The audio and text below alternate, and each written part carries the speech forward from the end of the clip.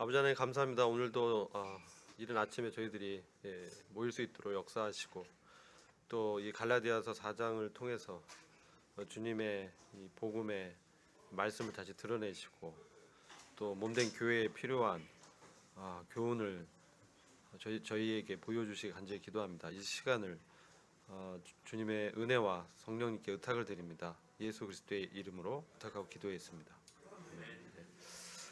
안녕하세요. 네, 오늘은 그 갈라디아서 4장 말씀인데요. 4장 1에서 20절까지 말씀입니다. 근데 사실 이 부분은 매우 중요한 교리를 다루고 있죠. 저희가 이제 지난 시간 때 3장 28절 말씀을 사실 보긴 했습니다. 그런데 또 주요하기 때문에 한 번 더 언급하고 말씀을 드리고자 합니다. 지금 이 구성 자체는 갈라디아서가 1장부터 2장까지는 사도 바울의 그 사도직에 대해서 변호를 하고 있는 내용이 주로 되고 있고요. 3장부터 4장 7절까지가 이 복음에 대한 변론을 하고 있습니다. 율법과 복음에 대해서. 그리고 4장 8절 이후에 자신의 어떤 관계적인 측면에서 갈라디아 교회와 이전에 사도 바울이 영적으로 굉장히 가까웠던 시기에 그런 말씀을 이제 언급하면서 다시금 복음으로 회복될 것을 권면하고 있죠. 그 갈라디아서 그 3장 28절 말씀 보면은 그리스도 예수 안에서 하나가 되었다 이런 말씀이 있죠. 상당히 매우 중요한 말씀입니다. 이건 사실 사도 바울의 뭐 신학이라고 할까요? 교리, 가르침에 있어서 가장 핵심적인 내용을 말씀하는 거죠. 그래서 그리스도인의 연합에 관한 매우 중요한 진리입니다. 그래서 보시면 유대인이나 헬라인이나 종이나 자유인이나 남자나 여자나 할 것 없이 너희는 모두 그리스도 예수 안에서 하나이다. 이것은요 매우 위대한 진술입니다. 왜냐하면요 이 당시 시대적인 배경이라든지 문화적인 어떤 사조를 보면은 계층이 구분되어 있었죠. 그래서 유대인과 이방인 간의 갈등이 있었죠. 유대인은 이방인을 사람 취급하지 않았습니다. 또 이방인은 유대인들에 대해서도 적대적인 그런 마음들이 있었죠. 그리고 종과 자유인이 또 구분되어 있었죠. 근데 노예제도가 있었기 때문에. 그다음 남자와 여자의 구분도 사실 심했었습니다. 오늘날은 많이 이런 것들이 없어졌긴 했지만 이 당시는요 자매님들 계시지만 이 여자들은 이 계층의 분류로 잘 되지 않는 그런 시대였다고들 합니다. 그래서 그런 시대에 사도 바울의 이러한 말씀은요 매우 놀라운 혁명적인 복음이죠. 이런 것이 구분이 없이 너희는 그리스도 예수 안에서 동질적으로 한 몸된 교회를 이루고 있다. 그렇게 이제 말씀하신 것이죠. 왜 그러냐? 왜 그러냐? 그게 26절 3장 26절부터 말씀하는데 너희가 다 믿음을 통해서 믿음이라는 방법을 통해서 그리스도 예수 안에서 하나님의 아들들이 됐기 때문이다. 우리가 다 동일하게 하나님의 아들들이 되었다. 이 하나님의 아들들이 되어서 한 몸된 그리스도의 몸을 이루고 있기 때문에 이러한 계층 간 또 성별 간 구분이 없는 것이다. 또 민족 간의 이 벽이라고 하죠. 담이라고 하죠. 이게 다 허물어졌다는 것이죠. 예수 그리스도의 십자가의 사역과 그분의 희생과 부활하심으로 믿는 이는 다 하나가 되었다. 이런 말씀을 하는 거예요. 그러면서 마지막에 너희가 그리스도에게 속한 자면 그리스도가 주가 되셨다고 믿는다면 바로 아브라함의 자손이고 약속대로 유업을 이을 자다. 믿음을 통한 후사가 됐다는 것이죠. 이게 아브라함의 자손이라는 의미는 우리는 사실 혈통적으로는 자손이 아니죠. 유대인들이 그렇지만 우리는 이방인들이잖아요. 이방인들도 이런 얘기를 할 수 있다는 것은 무엇이냐? 그리스도 안에서 그분을 주로 받은 사람들은 약속대로 하나님의 말씀대로 믿을 때 어떻습니까? 바로 후사가 된다. 후사가 된다. 이 말씀이 사실 4장의 핵심적인 주제의 단어죠. 유업을 이을 자다. 아들의 명분을 얻었다. 이렇게 말씀하고 있어요. 그러면서 4장에 말씀하는 거예요. 넘어오면서 내가 또 말하노니 한 번 더 강조하겠다. 한 번 중요한 내용이죠. 또 말하노니 유업을 이을 자가 모든 것의 주인이지만 잘 모를 때는 어렸을 동안에는 종과 다름이 없어서 아버지의 정한 때까지 후견인과 청지기 아래 있다. 뭐 몽학 선생, 뭐 가정교사, 뭐 이런 표현도 같이 쓰고 있습니다. 이와 같이 우리도 어렸을 때에 이 세상 초등 학문 아래서 종노릇 하였더니 때가 참에 하나님이 그 아들을 보내사 여자에게서 나게 하시고 율법 아래 나게 하신 것은 율법 아래 있는 자들을 속량하시고 우리로 아들의 명분을 얻게 하려 하심이라. 너희가 아들인 고로 하나님이 그 아들의 영을 우리 마음 가운데 보내사 아바 아버지라 부르게 하셨느니라. 그러므로 내가 이후로는 종이 아니요 아들이니 아들이면 하나님으로 말미암아 유업을 이을 자니라. 이 7절이 핵심 구절이죠. 아들이면 하나님 때문에, 우리 때문 아니죠. 우리 어떤 행동이 이보다 하나님의 자녀가 되고 하나님이 우리를 하나님의 상속 아들로 예정하셨잖아요. 그래서 그 유업을 이을 자다. 우리의 신분을 말씀하고 있습니다. 신분적 측면을 강조하고 있다. 그런데 이제 또 조금 설명을 드리면 지금 사실 종이냐 아들이냐 매우 중요하죠. 종이냐 아들이냐. 종은 어떻습니까? 여기 보면 종은 정말 주인은 아니기 때문에 봉사하고 섬기지만 싹쓸 목적으로 봉사하고 섬기는 것이죠.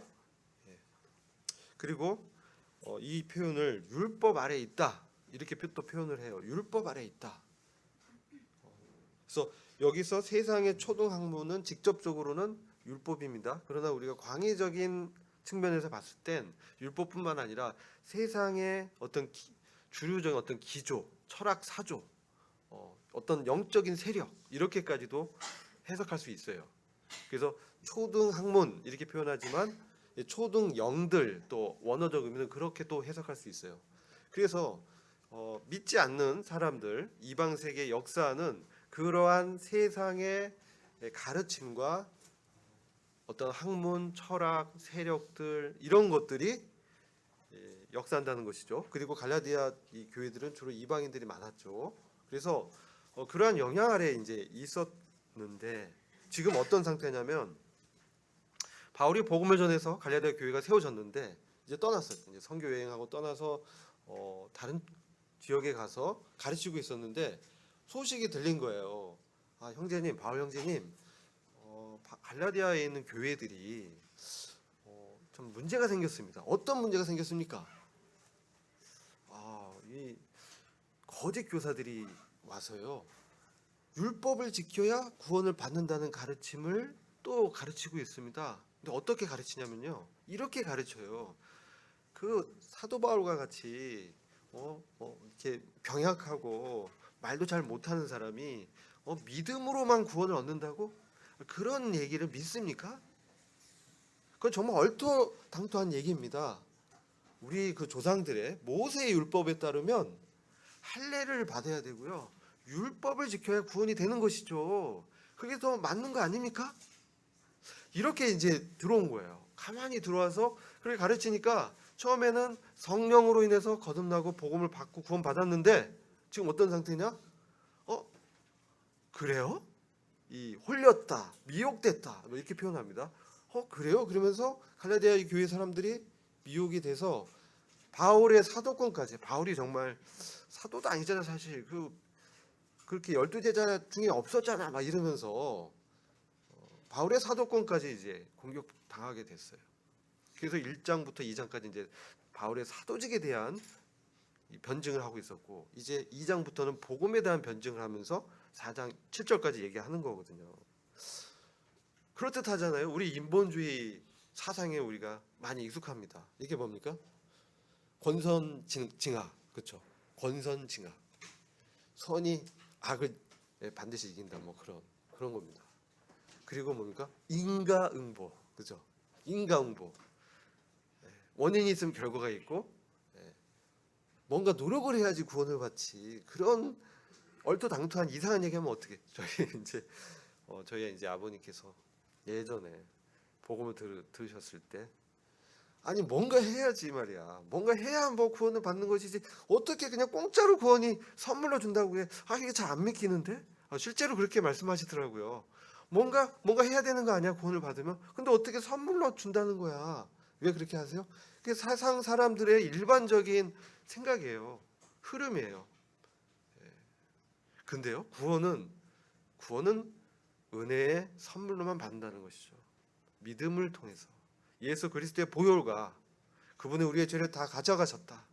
그분이 우리를 속량하셨다. 그래서 믿음을 말미암아 우리가 하나님의 자녀가 되고 후사가 된다. 이런 말씀 얼마나 귀합니까? 근데 여기에다 막 고춧가루 막 뿌린 거죠. 할례를 받아야 돼. 예? 그 모세의 율법에 따르면 할례, 이게 성별됐다 뜻이잖아요. 그렇죠? 그래서 유대인들처럼 할례를 받아야 구원받지. 그러면서 이런 가르침이 들어온 거예요. 그걸 지금 공격하는 거예요. 근데 그럴 필요 없다. 그래서 이게 누구냐면 이제 뒷부분에 나오는데요. 이 거짓 교사들인데 이 사람들도 열심히 있었어요. 이런 사람들은 열심히 있어서 이런 거짓 가르침들, 복음과 다른 유사 복음이죠. 유사 복음. 근데 이건 복음이 아니죠. 다른 복음. 복음 같지만 복음이 아닌 거. 이게 오늘날 많습니다. 그죠? 근데 이런 것들에 대해서 가르쳐서 어떻게 만들어요? 자기의 사람으로 만드는 거예요. 이런 사람들도요, 거짓 교사들도 열심히 있어요. 예, 그걸 뭐라고요? 종교적 열심, 육체적 열심이라고 합니다. 이 본문에 있습니다. 저희가 시간 관계상 상세히 설명 못 드리고 이따 또 문제도 우리 공유민 형제님이 풀어주실 텐데 그때 좀 더 자세히 들으실 수 있어요. 저 오늘 주요 부분만 핵심적인 부분만 말씀드리려고 하는 거예요. 그래서 이 거짓 교사들은 뭐냐면 열심히 이런 율법적인 가르침을 통해서 구원이 완성되고 구원받는다. 이런 가르침이 이제 막 섞여 있는 거죠. 이제 그렇게 되니까 어떻습니까? 그럴듯하게 들리는 거예요, 세상에서. 왜 그러냐면 이게 그럴듯하거든요. 종교적인 사람들은요. 뭐냐면 뭔가 해야 뭔가 이제 마음이 편해져요. 안 그래요? 뭔가 해야 마음이 편해져. 그렇잖아요. 마음이 부담스러워요. 뭔가 이렇게 공짜로 준다면 부담이 돼요. 뭔가 내가 해줘야 되는데 뭘 이렇게 주려고 그래. 내가 또 너한테 또 해줘야 되는 거 아니야? 이런 채무감도 생기고요. 그러니까 종교는 뭐냐면요. 뭔가 이게 나를 세워가지고 하나님께 옳다, 선하다 이런 인정을 받으려는 거. 하면 의롭다는 인정을 자기 행위에 기초한 거예요. 왜냐하면 율법이라는 하나님의 말씀, 광의적인 하나님의 말씀이 있죠. 그것을 지켜서 뭔가 하나님부터 인정받아서 의로워진다라고 생각하거든요. 그리고 이것이 굉장히 보편적 사상이에요. 예. 그래서 이러한 가르침에 쉽게 동화되고요, 미혹됩니다. 근데 문제는 뭐냐면 이 사람들이 거짓 교사들이 정말 그걸 통해서 정말 그리스도께로 인도하면 괜찮아요. 그리스도께로. 근데요, 이 율법주의 폐해는 결국은 자기 중심적으로 되고 남과 다른 사람들을 비판하거나 판단하도록 돼요. 비교하게 되거든요. 난 이 정도 지켰어. 너는 이 정도밖에 못하네. 내가 더 우월해. 뭐 이런 식의. 그리고 또 뭐가 따릅니까? 근데요, 우리가 하나님의 말씀을 율법을 다 지키면 구원받죠. 근데 다 못 지키잖아요. 그러니까 구원을 못 받는 거예요. 그거는 정말 명백한 거죠. 우리가 어떻게 율법의 모든 600여 가지의 계명을 그 규례들을 다 지킬 수 있겠어요? 그건 불가능합니다. 근데 불가능한 기준을 주신 이유는 뭡니까? 우리가 전 시간에 배웠죠. 그리스도께로 오게 해서 그분의 은혜에 복종하기 위해서, 그분의 주권에 엎드리게 하기 위해서 이 율법을 허락하신 거예요. 그래서 몽학 선생, 청지기, 후견인, 뭐 가정교사 다 뭐예요? 그리스도께로 인도하는 역할을 한다는 거예요. 내가 이렇게 해봤는데 아무리 해봐도 내가 스스로를 의롭게 할 수 없네. 나의 한계가 있네. 이게 사람마다 그게 다르죠. 배경이나 가르침이나 이러한 선입견, 먼저 들어온 지식, 가치관이 다르기 때문에요. 다 다르거든요, 사실. 근데 이 진리는 하나죠. 그래서 우리가 잘 분별해야 됩니다. 오늘날 세대는 어떻습니까? 다원주의. 후기 현대주의, 포스트 모더니즘, 이래서 상대적 가치, 상대적 진리를 얘기해요. 그렇기 때문에 매우 헷갈리고 뭔가 새로운 걸 내세워 가지고 이거 따르면 좋은 거야. 너도 맞고 불교에도 선이 있고 구원이 있고 그렇게 가르치게 되는 거죠. 너 말도 맞아. 하나님은 범신이야. 뭐 이렇게 이런 식으로 이런 가르침들이 들어오면서요. 오늘날 뭡니까? 차별금지법 이런 가르침 이게 뭡니까? 그거는요 죄를 죄라고 말을 할 수 없게 만드는 거예요. 왜냐하면 그게 죄가 되면 자기들의 육체의 자유가 억압된다고 생각하기 때문에 그렇죠? 나는 동성 간에 결혼도 해야 되는데 이거 죄인데 그것을 죄가 아니고 합법화 시키려는 그러한 인본주의적인 것이 들어왔다 이거죠. 그것을 허용하는 순간 성경의 진리가 정확히 전달을 못하는 불법이 되는 거예요. 왜? 그거 합법적으로 허용되는데 왜 동성애가 죄야? 왜 죄라고 해? 너 나를 왜 차별해? 이런 것들, 인본주의적 사상들, 이런 것들이 인간의 자유를 그럴듯하게 촉구하고 오히려 자유주의에 맞다고 하지만 사실 뭡니까? 죄의 종노릇하게 속박시키는 거예요, 사실은. 그죠? 자, 제가 결혼 전에 이건 사실이 아닙니다. 그냥 가상이에요. 여러 여인들에게 인기가 있었어요. 근데요, 이해를 돕기 위해서 사실은 아닙니다. 이해가 안 되시지만 그렇다고 그냥 믿어주세요. 자, 여러 여인들이 막 이제 그러니까 이 여인에게도 잘 보여야 되고 저 여인에게도 잘 보여야 되고 그렇죠. 오늘은 양복 내일은 뭡니까? 이제 캐주얼 이렇게 이제 맞춰야 되는 거예요. 이 사람에게 자유가 있어요? 없죠. 사실 자유롭다고 하지만 어디에도 구속받지 않기 때문에 사실 오히려 자기의 욕구와 그 어떤 상대방에게 종노릇하고 있는 거예요. 그죠? 근데 딱 우리 자매와 딱 결혼했어요. 다 정리되죠. 한 여인에게만 내가 구속이 되니까 어떻게 돼요? 그게 자유예요. 그게 진정한 자유가 오는 거예요. 이제 한 사람에게만 맞추면 되잖아요. 그죠? 어떤 의미? 우리가 주님께만 맞추면, 주님 안에서 주님께만 구속되면, 주님 안에만 있으면, 주님께만 있는 것이 진정한 자유라는 거죠. 바울은 그것을 말하고 있는 거예요. 진정한 자유는 우리가 진정으로 주님께 종이 되었을 때 진정한 자유가 온다는 것이죠. 세상에 말하는 자유는 뭡니까? 죄를 지을 자유예요. 자기 마음대로 자기가 주인 돼서 살 자유. 그것은 뭡니까? 사망입니다. 영벌입니다. 근데 이 율법주의는요 그렇게 만드는 거예요. 내가 진정으로 주님께 자유가 됐는데 이 율법주의가 뭐예요? 그것을 자꾸 행동에 포커스를 맞추게 하고 자기에 집중되게 하니까 어떻게 돼요? 그것에 종노릇하는 거예요. 그래서 그 아래 율법 뭡니까? 사람을 비교하고 판단하고 근데 뭡니까? 율법은 여기 밑에 보면 약하고 천한 초등 학문이라고 표현해요. 그렇죠? 약하고 천한 초등 학문이다. 이것은요 어떤 의미냐면 영적으로 무능력하다는 거예요. 율법은 우리에게 기준을 제시하지만 그것이 그 기준을 행할 수 있는 능력을 줄 수는 없죠. 이것이 옳아, 이거 하면 안 돼. 그렇지만 이게 거룩이야, 이게 의야. 하지만 그것을 행할 능력을 못 주기 때문에 율법은 기본적으로 거룩하고 선하지만 약하다 이거예요. 제한적이다. 그죠? 그 다음에 가난하다는 표현은 뭐냐? 천박하다는 얘기는 가난하다. 이 표현은 라오디게아 교회에도 영적으로 헐벗고 가난했다 이런 표현을 하고 있어요. 그렇죠? 영적으로 봤을 때 가난한 거야. 부유하지 못해. 그리스도로 부유하지 못해요. 그리스도의 말씀이 그를 진짜 주장하면서 진정한 자유 가운데 행하지 못한다는 거죠. 속박돼 있고 자기도 모르게 위선적이 되고 하나님과 관계에 있어서 그것이 이미 해결됐는데 또다시 돌아가는 거죠. 또다시 나의 노력과 애씀으로 구원을 이루어보려고 하는 것이죠. 이게 율법주의입니다. 매우 위험하고요. 매우 심각한 그러한 사상이죠. 이게 초대교회뿐만 아니라 오늘날에도 있어요. 그러니까 초대교회들은 두 가지 영적인 도전에 있었는데 하나가 이런 율법주의, 갈라디아서가 그것을 위해서 쓰여졌고요. 하나는 뭡니까? 자유방임 무법주의. 마음대로 해야 돼. 우리 구원받았으니까 천국 갈 수 있으니까 괜찮아. 이게 이런 교회가 고린도 교회였어요. 질서가 없어요. 뭐 내가 맡고 우리 나의 이익대로 딱. 이 두 가지 가르침 사조가 오늘날도 있을까요? 있어요. 딱 둔갑해서 동일한 영적인 시험과 도전이 저희들에게 있습니다.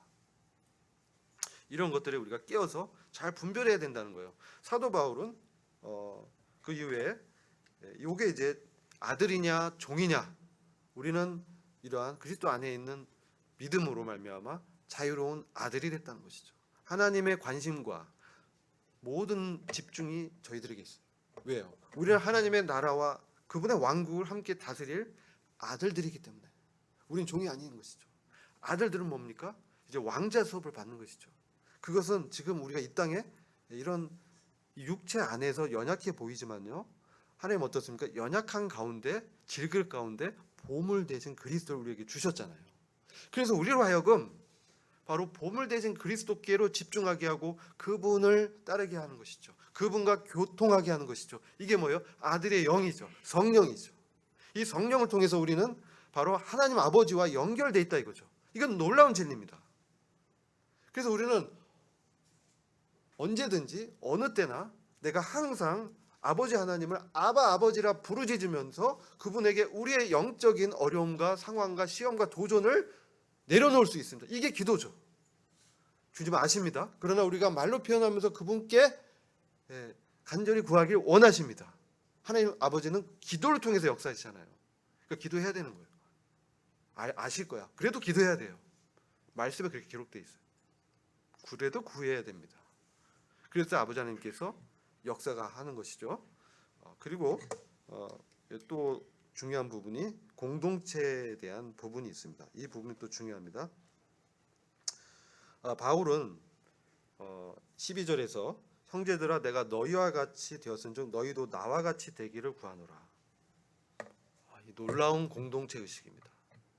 지금 갈라디아 교회의 성도들은 이방인들이 주였는데요. 내가 너희와 같이 되었다.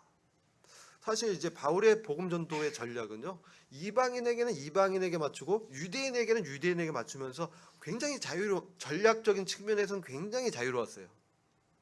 네.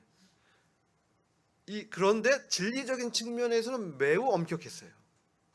이게 같이 공존해요. 사도 바울은 그렇게 전략적으로 근본 진리가 아닌 거에서는 자유롭게 이제 한 거죠. 뭐 머리를 기르냐, 뭐 치마 입냐 이런 거에서는 굉장히 자유로웠어요. 음식 문제 이런 것도 굉장히 이미 우리는 그리스도 안에서 죄와 사망의 권세에서 해방받은 하나님의 아들이 되었다. 그렇기 때문에 이런 규례들을 지키고 안 지키고가 사실 문제가 안 되죠. 그러나 우리가 그것을 관심하는 건 뭡니까?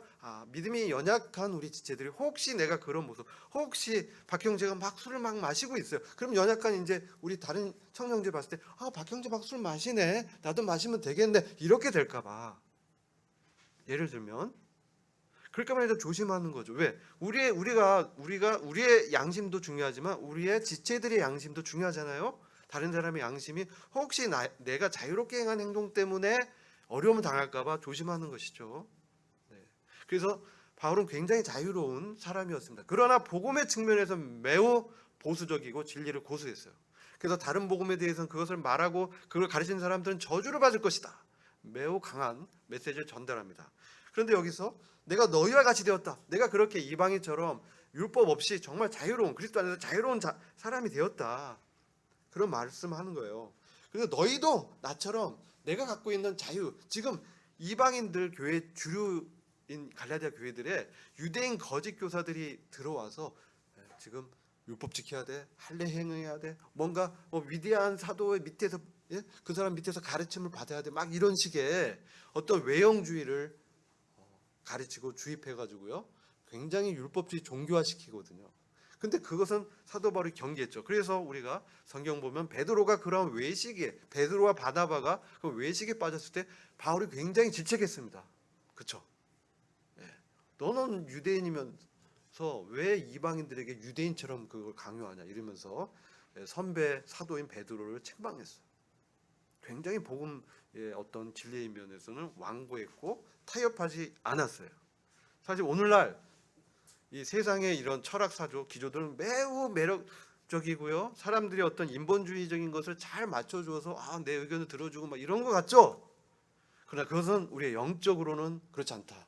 그것은 우리를 다시 종으로 만들고 자기를 다른 사람을 쫓게 하는, 그리스도가 아닌 다른 사람을, 어떤 훌륭한 카리스마틱한 지도자라든지 어떤 일을 추구하게 만다든지, 그것은 사실 복음의 본질이 아니에요. 복음의 본질은 그리스도를 추구하고 그리스도와 교제하고 그분이 내 안에서 이끄는 대로 사는 거예요. 그게 복음이에요. 그래서 주님 죽으시고 부활하신 거예요. 그리고 우리 안에 오셨잖아요.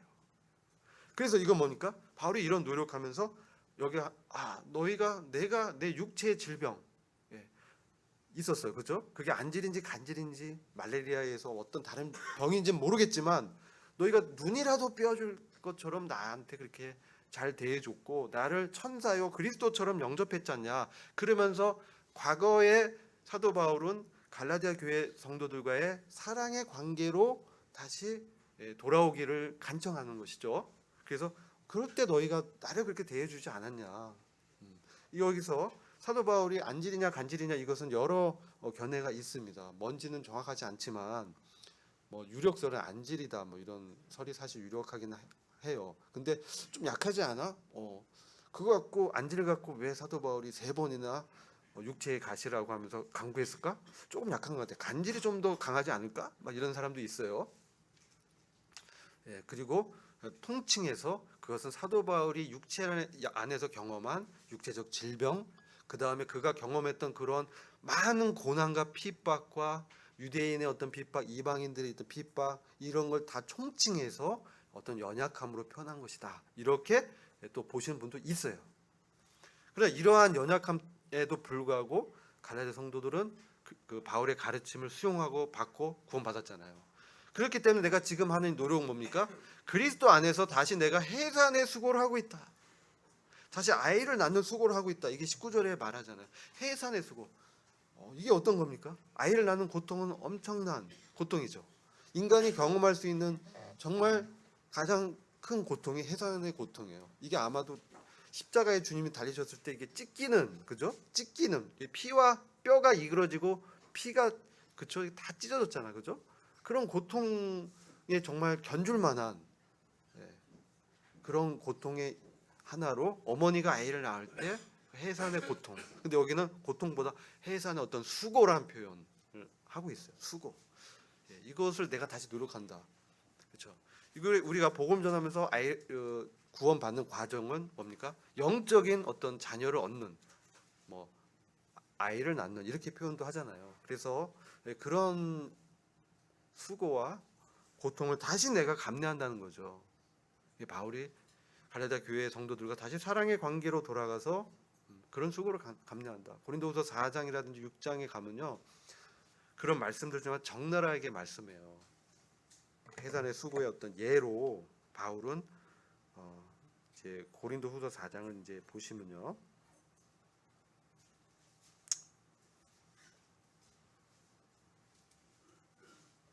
이런 표현이에요. 11절. 고린도후서 4장 11절 12절. 이게 아마 해산의 수고를 경험하고 있는 바울의 표현이지 않을까. 우리 산자가 항상 예수를 위하여 죽음에 넘기움은 예수의 생명이 또한 우리 죽을 육체에 나타나게 하려 함이니라. 그런즉 사망은 우리 안에 역사하고 생명은 너희 안에서 하느니라. 역사한다 이거죠. 그렇죠. 정말 사도 바울은 이런 정말 고귀한 순결한 마음을 가졌어요. 그래서 장성한 자로서 사망은 우리 안에 역사하지만 이 어려움과 고통을 우리가 받는 것은 너희 안에 그리스도의 생명이 심겨지고 그 생명이 이제 어떻습니까? 성화되는, 믿음이 있게 성화되는 그것이 역사되고 있다. 그러기 위해서 나는 뭡니까? 사도 바울은 고린도 교회에는 그 돈을 안 받고 자비량으로 또 섬기고, 그렇죠? 그렇게 자기는 밤낮 일하면서 이렇게 수고한 것은 바로 이 해산의 수고의 연장선상에서 했다는 것이죠. 그래서 우리 산자가 항상 예수 위하여 죽음에 넘기운다. 우리 산자가 예수의 죽음을 내 안에 적용하면서 부활의 생명이 나타나도록 수고한다는 것이죠. 이 가르침이요, 우리 일상에서요 매우 중요해요. 이게 없으면요 이게 뭐예요? 십자가의 십자가의 말씀으로 성도를 대하는 것이죠. 또 세상 사람을 대하는 것이죠. 왜요? 왜 우리가 이곳 가운데 있고 저 직장이나 학교나 이 집에 있는가? 나의 존재 이유가 뭔가? 물론 우리 존재는 하나님의 아들들로 그리스도의 몸된 교회 하나를 이루면서 그분의 왕국에서 함께 다스리는 원대하신 하나님의 경륜이 분명히 있습니다. 이것이 이루어지는 과정에서 앞선 자라든지 좀 더 장성한 먼저 된 자들은 어떻습니까? 이 해산의 수고를 사도 바울같이 해산의 수고를 나의 유익보다 상대방의 유익을 위해서 내가 높아지기보다 상대방의 덕이 더 세워지는 이것을 위해서 우리가 어떻게 해야 돼요? 나를 복종시키는 자기 부인하는 이랬을 때 더 큰 유업이 저희에게 있을 것입니다. 사랑하는 형제 자매님들, 오늘날 정말 유사 복음, 유사 기독교 또 이런 율법주의로 만들려는 가르침들이 있습니다. 우리가 이것을 경계하고 잘 분별해야 됩니다. 말씀을 잘 분별해서 정말 하나님 앞에서 덕을 세우고 주님을 사랑하고 주님의 사랑으로 성도를 섬기는 이런 해산의 수고가 저와 여러분 가운데 더 풍성해지기를 원하는 마음이 있습니다. 이것으로 본문에 대한 말씀 마치고 우리 이제 문제풀이를 의민 형제님이 해주실 것입니다.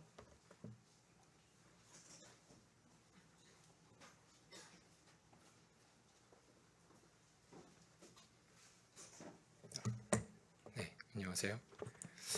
네, 문제풀이를 하도록 하겠습니다. 네, 최대한 성경에 근거해서 말씀을 준비했고요. 혹시라도 권면의 말씀이나 이런 게 있다면 언제든지 저에게 개인적으로 해주시면 감사하겠습니다. 네, 첫 번째 1번 문제를 같이 보도록 하겠습니다. 네, 후견인, 청지기, 초등학문 이런 것들이 의미하는 것은 무엇인가를 생각을 했을 때 갈라디아서 3장 23절부터 24절을 보면요, 믿음이 오기 전에 율법 아래 메인 바 되고 이렇게 말씀하고 있고, 이제 4장 2절을 보면 아버지가 정한 때까지 후견인과 청지기 아래 있나니 이런 말씀이 있고요. 4장 3절을 보면 우리도 어렸을 때에 이 초등학문 아래 이렇게 다 비슷한 문장 구조로 나와 있습니다. 그래서 이 문맥적으로 봤을 때 믿음이 오시기 전, 즉 예수 그리스도가 오시기 전, 그리고 아버지가 정한 때, 그리고 어렸을 때 이 초록색으로 되어 있는 부분들이 다 대응된다고 생각을 합니다. 그리고 그렇기 때문에 후견인 아니면 여기서 가정교사나 보호자를 의미하고 있죠. 후견인이나 청지기 그리고 세상 초등학문 이 모든 것들이 다 율법을 의미하고 있는 것으로 해석이 됩니다. 네, 여기 빨간색 율법 아래 메인바 후견인과 청지기는 아래 있나니 그리고 초등학문 아래 있나니 이렇게 나와 있습니다. 그래서 결국 이것들이 다 그리스도에게 인도하는 가이드 역할을 하고 있다. 그리고 율법을 통해서 우리가 얼마나 연약한 존재인지 알게 되고, 그리고 그리스도가 얼마나 필요한 존재인지를 깨닫게 되는 그러한 가이드 역할을 한다. 그리고 그것들이 후견인, 청지기, 초등학문이다 라고 좀 해석할 수 있겠습니다. 네, 다음에는 이제 남자는 언급하지 않고 여자에게서 나셨다라고 말씀하신 의미와 율법 아래 나게 하신 이유는 무엇인가 생각했을 때 대부분 이제 구약의 계보 등을 보면 다 남자가 아브라함이 누구를 낳고, 결국 육체적으로 낳는 사람은 여자이지만 남자가 낳았다고 표현되어 있는데, 예수님의 경우는 여자에게서 나왔다고만 기록되어 있고 예수님의 육체적 그런 인간적인 아버지인 요셉은 나와 있지 않죠. 왜냐하면 마리아가 남자와 동침하지 않은 처녀를 통해서 나실 것이라는 것을 통해서 나셨기 때문에 성령으로 잉태하신 그 하나님의 아들이심을 좀 나타내기 위해서 하셨다라고 좀 말씀 근거해서 풀었습니다. 다음으로는 이제 예수님께서 율법 아래 나셨다라고 쓰여 있습니다. 갈라디아서 4장 4절을 보면 이것들은 이제 율법 아래 있는 자들을 구속하시고 우리가 아들로 입양되게 하려 하심이라 라고 5절에 쓰여 있습니다. 네, 다음 3번으로 넘어가도록 하겠습니다. 네, 그리고 우리 마음 가운데서 하나님의 자녀로서 아바 아버지라고 부를 수 있는 증거 있도록 증거하시며 자녀로 살아가는 능력 주시는 분은 누구실까요? 라고 써 있는데요. 네, 로마서 8장을 보면 너희는 다시 두려움에 이루는 속박의 영을 받지 아니하고 양자 삼으시는 영을 받았으니 그분을 힘입어 우리가 아바 아버지라고 부르짖느니라 라고 쓰여 있습니다. 여기서 영이라고 써 있는데 영어 성경을 보면 그 spirit 그 S 대문자 S로 쓰여 있습니다. 그래서 이것은 성경에서 그 성령님을 의미하고 있습니다. 또한 로마서뿐만 아니라 갈라디아서 4장 6장에서도 너희가 아들임으로 하나님께서 자신의 아들의 영을 너희에게 마음속에 보내사 아바 아버지라고 부르짖게 하셨느니라 라고 쓰여 있습니다. 네. 그리고 여기서도 그 아들의 영 할 때 대문자 S로 쓰여 있습니다. 그래서 성령님을 뜻하는 것으로 해석할 수 있겠습니다. 다음으로는 이제 종과 아들의 차이점에 대해서 좀 생각해 볼 수 있는데요. 첫 번째는 아바 아버지라고 부를 수 있습니다. 종이 주인에게 아버지라고 부를 수 없지 않습니까? 네, 아까 전에 방금 읽었던 말씀처럼 아들 너희 마음속에 보내사 아바 아버지라고 부르짖게 하셨느니라 라는 말씀을 통해서도 알 수 있고요. 두 번째는 갈라디아서 4장에서 계속적으로 말씀하고 있고 우리 사도행전에서도 나오고 있는 말씀인데 우리는 하나님의 종이나 노예가 아니고 자녀이기 때문에 하나님의 기업을 상속받을 수 있다라고 쓰여 있습니다.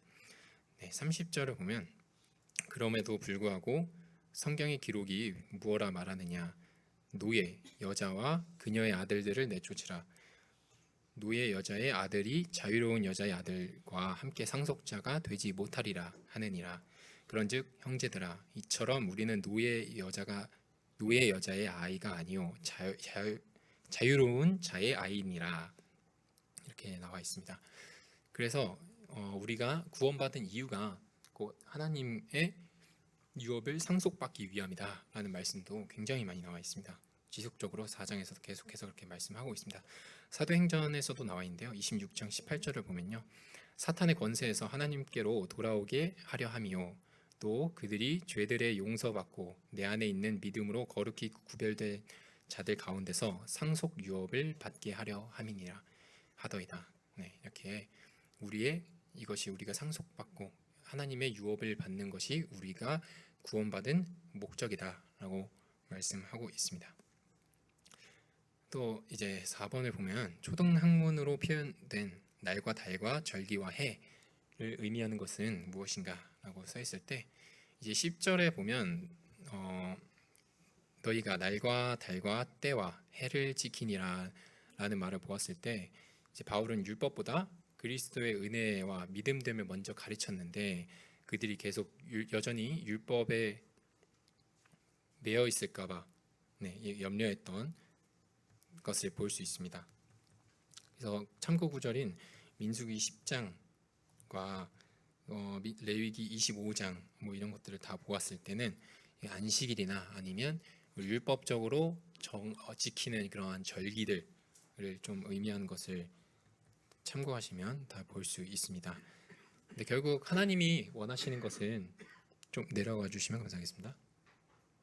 네, 밑으로 좀 결국 하나님이 원하시는 것은 이러한 형식적인 날과 절기와 예식이 아니라는 것을 볼 수 있습니다. 이사야서 1장을 보면 1장 13절부터 14절을 보면 다시는 헛된 봉헌물을 가져오지 말라. 분양하는 것들은 내게 가증한 것이요 월삭과 안식일과 집회로 모이는 것을 내가 견디지 못하겠노니 곧 엄숙한 모임 그 자체가 불법이니라. 내 혼이 너희의 월삭과 정한 명절들을 미워하나니 그들이 내게는 괴로움이라. 그것들을 감당하기에 내가 지쳤느니라. 이렇게 하나님 말씀하고 계십니다. 그래서 결국 우리에게 그 다음 절에 여기서는 나와 있지 않지만 다음 절에서 나오는 말씀이 그러니까 하나님의 명령을 지키지 않고 악을 행하면서 이러한 명절들을 지키는 것, 그런 것들을 하나님이 가증스러워하신다. 그렇기 때문에 하나님께서 이러한 제사보다는 순종을 더 원하신다. 그리고 우리가 신령과 진정으로 하나님을 예배하는 것을 더 원하신다는 것을 다시 알 수 있습니다. 또한 이제 5번을 보면 12절에서 내가 너희와 같이 되었다라는 의미는 무엇일까요? 이제 사도행전에서도 바울이 율법을 지키지 말고 모세를 저버리라고 했다고 그러한 오해를 받습니다. 근데 그것이 사실이 아님을 보여주기 위해서 그들의 결례, 의식 같은 걸 말하는데요. 그것을 행하는 장면이 나옵니다. 사도행전 21장에서도 보면 24절을 보면 그러면 모든 사람이 그 일들 곧 그들이 너에 대하여 들은 일들이 아무것도 아니며, 너에 대해서 들은 일들이 여기서 말하는 것은 그 뒤 문맥을 보면 모세의 그 율법을 지키지 말라고 했다고 그러니까 잘못 소문이 나서 그것이 아무것도 아니고 오히려 너도 스스로 율법을 지키며 질서 있게 걷는 줄을 알리라. 그러한 그 유대인들이 지키는 결례를 그들 앞에서 행하는 것을 보여주면서 오히려 그들과 같이 되었고 그들의 마음을 얻고자 하기 위함이라라고 쓰여 있습니다. 이러한 행동을 통해서 바울도 율법을 지키는 것이 잘못됐다는 것이 아니라는 것을 알 수 있고, 굳이 이렇게 한 것은 그들의 마음을 얻기 위한 것이라고 알 수 있습니다. 근데 여기서 또 가장 중요한 것은 아까 전에 박근영 형제님께서도 말씀하셨다시피 바울은 진리와 타협하지 않았습니다. 이제 요즘 교회들이 이제 사람들을 모이기 위해서 이제 뭔가 거부감을 또 줄이기 위해서 많은 시도들을 하는 과정에서 뭔가 세상의 이러한 속세를 본받는 그러한 형태를 볼 수 있습니다. 그래서 진리가 아닌 영역에서는 지금 아무것도 아닌 것처럼 보이지만 결국에서는 이러한 형태들이 주님으로부터 멀어지게 되고 인간 중심으로 되게 만든다면 그런 것들에 대해서는 처음부터 예리하게 좀 진리 가운데서 분별해야 될 것입니다. 바울이 이제 더 많은 사람들을 얻고자 하기 위해서 이렇게 유대인 앞에서는 유대인들처럼 되고 다른 이방인들 앞에서는 이방인처럼 한 것들은 그들을 얻고자 함이라라는 말씀은 고린도전서 9장 19절에 나와 있습니다. 내가 모든 사람으로부터 자유하나 스스로 모든 사람에게 종이 된 것은 더 많은 사람을 얻고자 함이라. 이렇게 나와 있습니다. 또한 20절에 보면 유대인들에게 내가 유대인같이 된 것은 유대인들을 얻고자 함이요. 이렇게 말씀에서 나와 있습니다. 그래서 바울을 통해서 좀 그리스도의 모습을 비춰볼 수 있었던 것 같습니다. 사람들을 사랑하셔서 우리들을 얻으시려고 처음에는 율법으로 나시고 갈라디아서 4장 4절에 나와 있습니다. 사람처럼 사시고 또 죽으시고 그리고 부활하시면서 나중에 우리도 그렇게 주님처럼 부활할 수 있다는 것을 보여주셨던 그러한 말씀이 좀 생각이 나왔습니다.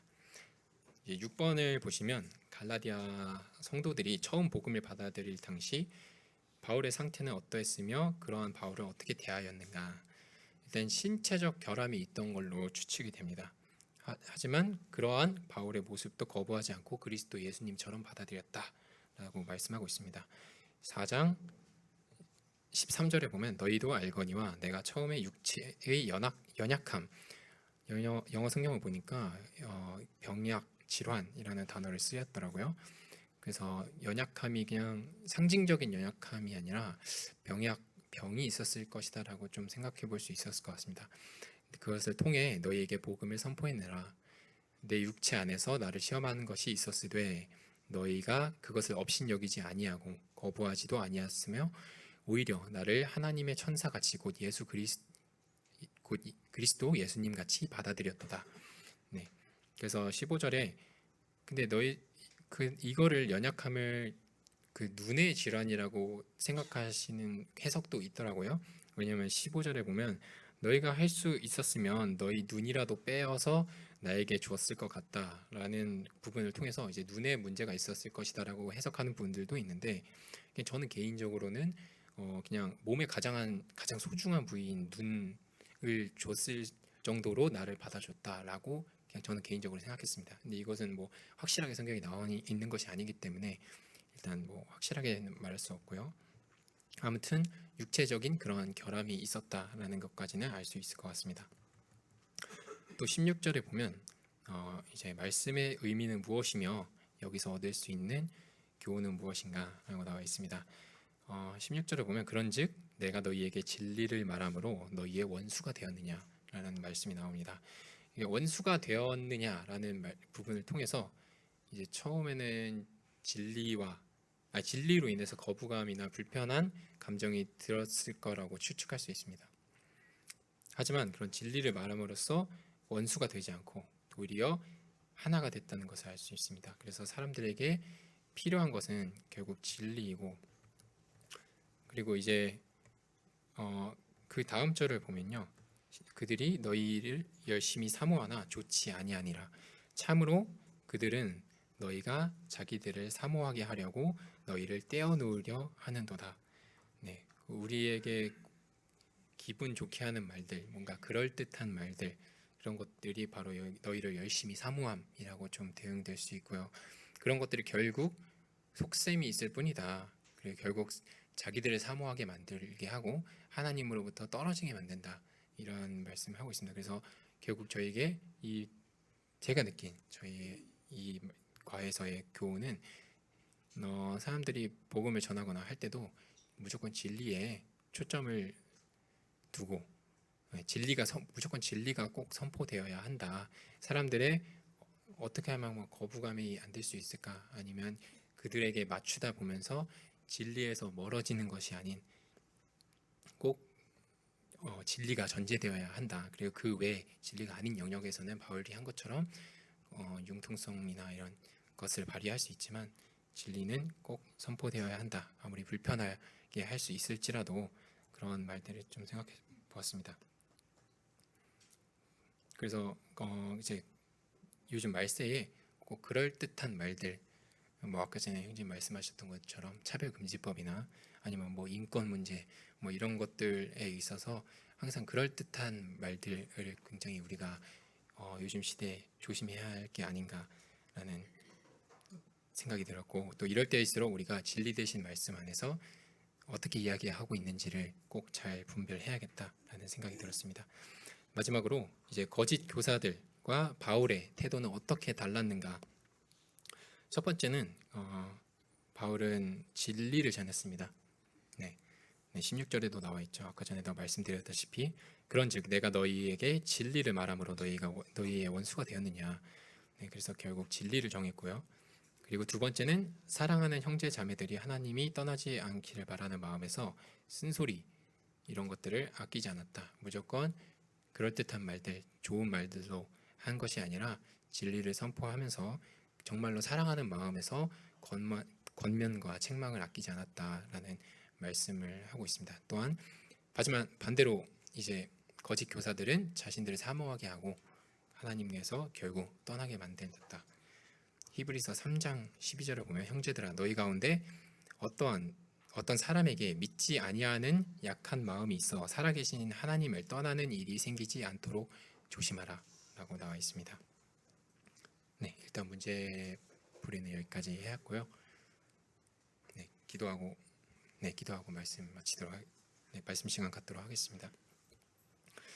하나님 아버지, 저희가 정말 하나님의 진리이신 예수님 그 자체이신 말씀을 오늘 아침에 공부할 수 있는 시간을 갖도록 하심에 감사드립니다.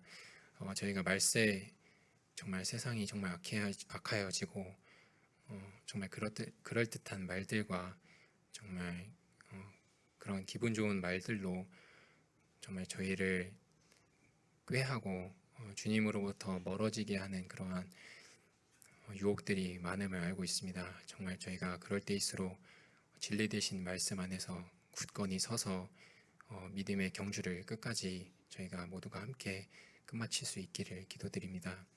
이후에 있을 예배 시간에 정말 주님을 찬양드리기를 원하며 예수님의 이름으로 기도하였습니다. 아멘.